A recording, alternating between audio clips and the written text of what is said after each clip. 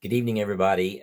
For tonight, I wanted to share with you just something that stood out to me as I was reading in the scriptures in the Old Testament in Exodus chapter 23. And it's when God was helping the nation of Israel to go into the land that he had promised to give them after they had gone through all these years of slavery. And finally, they would be able to live in a land where they could be established. And so he says that he is going to go before them and he's going to drive out the enemy because those individuals had turned their backs on God and were doing things that were not good as a society. And so this was a way that he was bringing judgment and discipline on those people, as he was also preparing the way now for the nation of Israel.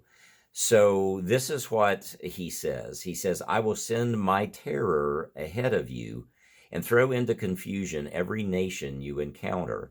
I will make all your enemies turn their backs and run. I will send the hornet ahead of you to drive out your enemy, but I will not drive them all out in a single year, because the land would become desolate and the wild animals too numerous for you. Little by little, I will drive them out before you until you have increased enough to take possession of the land. Now, here's what was really interesting to me about that. Again, we see God being sovereign over all creation. And so he was even going to help the nation of Israel in fighting their battles to actually use some things in nature, such as hornets and the different animals and things in nature that would come against the enemy that would make it difficult for them. And actually, that would make the enemy want to leave so that Israel wouldn't even have to fight so much of a bloody, violent war. But here's the thing.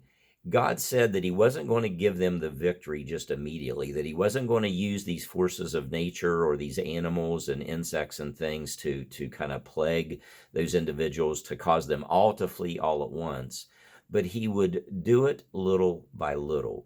He would help the nation of Israel win the battle, but he would do it in a way that would allow them to learn and grow and become established so that they could maintain the victory and not have other things that they would be fighting against.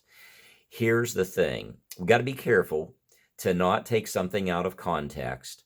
And again, sometimes when we read something like this, it was written back in that day, in that culture, and how God was moving and working. So we want to be careful to not take it out of context. We want to make sure that we're understanding it in the context of the situation and the day and the culture that it was written, all of those things. But spiritual principles don't change.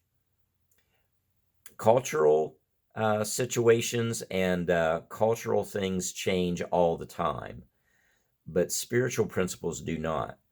So here's what I took away from that. In this culture today, whatever it is that you are facing or we are facing together as believers in Christ, we need to trust that God's Spirit, Christ's Spirit, is helping us in our battle against wickedness, against evil, against whatever those things that we're facing, whatever the enemies are. Sometimes it could even be something in your health situation, a physical situation, or a relational situation. And you're praying and you're saying, God, I just want this to go away. Help me get the victory. And God is saying, you need to trust me. I will help you in this situation, and I'll use things that you're not even aware of that will be to your benefit, that will help you gain the victory. But I'm going to do it little by little. Because if I did it too quickly, you wouldn't be ready and grow enough spiritually to be able to maintain the victory that I want to give you, or the victory that you desire.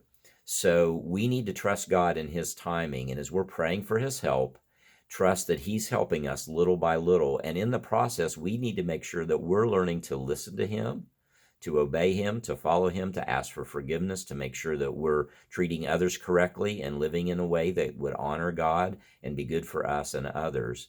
But we need to trust that God will ultimately give us the victory.